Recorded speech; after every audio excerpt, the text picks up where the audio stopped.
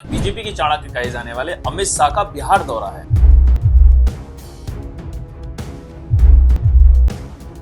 Vote प्रतिशत बढ़ाने के लिए बीजेपी की आखिर क्या रणनीति है?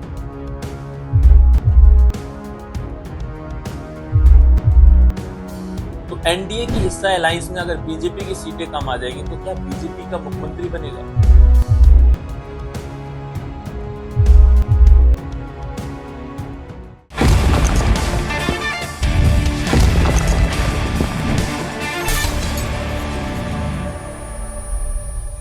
तेईस मार्च के लिए बिहार के अंदर बिहार दिवस मनाया जा रहा है। उसी दौरान पर पार्टी के यानी कि चाणक्य बीजेपी के चाणक्य कहे जाने वाले अमित शाह का बिहार दौरा है।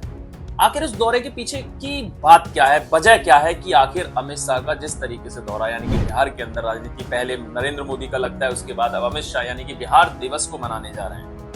रणनीति के पीछे जितने भी विपक्ष यानी कि इधर तेजस्वी यादव और एनडीए का हिस्सा नीतीश कुमार के अंदर भी कहीं ना कहीं एक मन में इस तरीके का सवाल उठ रहा है, आखिर अमित शाह पहले नरेंद्र मोदी, इन सब सवालों के जवाब मैं इस स्टोरी में बताने जा रहा हूं। तो पूरी इस स्टोरी को लास्ट तक देखिएगा। तो नमस्कार साथियों, मैं हूं दीपक शर्मा और आप देख रहे हैं दी डेमोक्रेसी। और आज मैं राजनीति से जुड़ा हुआ मुद्दा यानी कि बिहार की राजनीति से जुड़ा हुआ मुद्दा, जैसा कि सबको पता है कि सिर्फ 6 महीने का समय बचा हुआ है बिहार विधानसभा चुनाव के लिए, जिसके लिए एनडीए अलायंस यानी कि एनडीए का हिस्सा यानी कि बीजेपी हो, चाहे नीतीश कुमार की पार्टी हो, चाहे रामविलास पासवान की पार्टी हो, चाहे उपेंद्र कुशवाहा की पार्टी हो, सब पार्टियां अलायंस के साथ एक चुनाव लड़ने जा रही हैं, जिस पिछली बार एनडीए के लिए कम वोट मिले थे। वोट प्रतिशत बढ़ाने के लिए बीजेपी की आखिर क्या रणनीति है?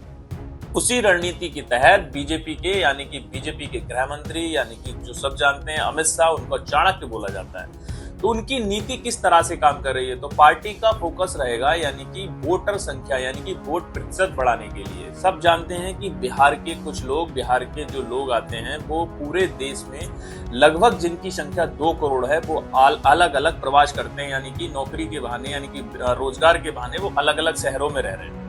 तो 2 करोड़ लोगों में 1.3 यानी 1 करोड़ 30 लाख लोग लगभग ऐसे हैं जो आज भी बिहार के मतदाता हैं, लेकिन चुनाव के दौरान पर वो मतदान यानी कि नहीं कर पाते हैं। अगर उस वोटर को बीजेपी फोकस करना चाहती है, जो लगातार बड़े शहर है, चाहे मुंबई हो, राजस्थान हो, सूरत हो, गुजरात हो, कर्नाटक हो, नोएडा हो, गुड़गांव हो, दिल्ली हो, इसमें बहुत सारे बिहार के लोग रहते हैं। इन सब लोगों की तरफ बीजेपी का फोकस है कि कैसे ही इन लोगों को चुनाव के लिए प्रेरित किया जाए, वोट के लिए प्रेरित किया जाए, और चुनाव के समय यानी कि 6 महीने बाद जब चुनाव होगा तो ये लोग वहां जाकर वोट को कास्ट करें। यानी कि अगर इनका वोट प्रतिशत बढ़ता है तो वो कहीं ना कहीं बीजेपी के लिए फायदेमंद साबित होगा। जिस तरह से अमित शाह लगातार, जैसे कि बिहार के 65 जगहों पर बिहार जो दिवस है उसके आयोजन की तैयारियां इस समय बिहार के अंदर चल रही हैं। बिहार में इस समय एनडीए यानी कि एनडीए के जो मुख्यमंत्री हैं यानी कि नीतीश कुमार है, नीतीश कुमार के अंडर में यानी कि पूरा बिहार दिवस मनाया जा रहा है। बीजेपी के चाणक्य यानी कि अमित शाह इस समय यानी कि बिहार दिवस के दौरे पर 23 मार्च के लिए बिहार पहुंचेंगे। उनके साथ में जेपी नड्डा भी जाएंगे। लेकिन लगातार पार्टी की जो समीकरण है, पार्टी आखिर किस लेवल पे काम कर रही है, जिस समय पे लगातार बीजेपी ने अपनी प्रचंड बहुमत के साथ अलग अलग राज्यों में सरकार बनाई है, चाहे हरियाणा रहा हो, चाहे महाराष्ट्र रहे हो, चाहे दिल्ली रही।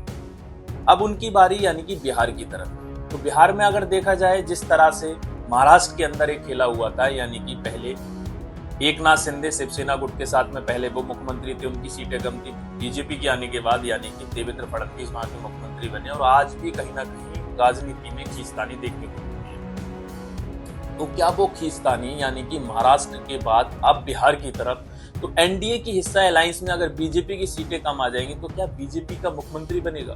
इस चीज को लेकर बीजेपी की जो समीकरण, बीजेपी की जो राजनीति, उसको लेकर कहीं ना कहीं नीतीश कुमार के मन में एक भय सता रहा है। नीतीश कुमार के मन में अपनी कुर्सी का भी खतरा सता रहा है।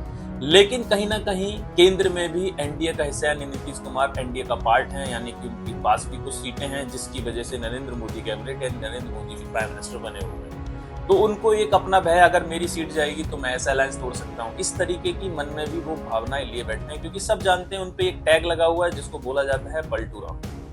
खैर, ये सब बातें राजनीतिक समीकरण में चलती रहती हैं। एंटी इनकम्बेंसी के कारण कहीं ना कहीं बीजेपी को कम वोट मिले थे। अब इस बार बीजेपी वोट प्रतिशत बढ़ाने के लिए जो इधर बिहार के लोग रहते हैं, बिहार प्रदेश से जो आते हैं, जो रोजगार करते हैं, उनके लिए, उनको वोट के लिए बढ़ाने के लिए, उनका मनोबल बढ़ाने के लिए लगातार बीजेपी प्रचार करेगी और उस पर काम चल रहा है कि जो प्रवासी लोग यहाँ पे अलग अलग शहरों में बसे हुए हैं, चुनाव के दौरान वोट करने के लिए बिहार जाएं। तमाम 65 शहरों में बिहार जो दिवस मनाया जाएगा उसमें अमित शाह पहुंचेंगे और जेपी नड्डा भी साथ में उनके रहेंगे। उस दौरान पे रामविलास पासवान की पार्टी यानी कि जो चिराग पासवान उसके अध्यक्ष हैं केंद्र में, यानी कि एनडीए का हिस्सा में, वो एनडीए में मिनिस्टर भी हैं।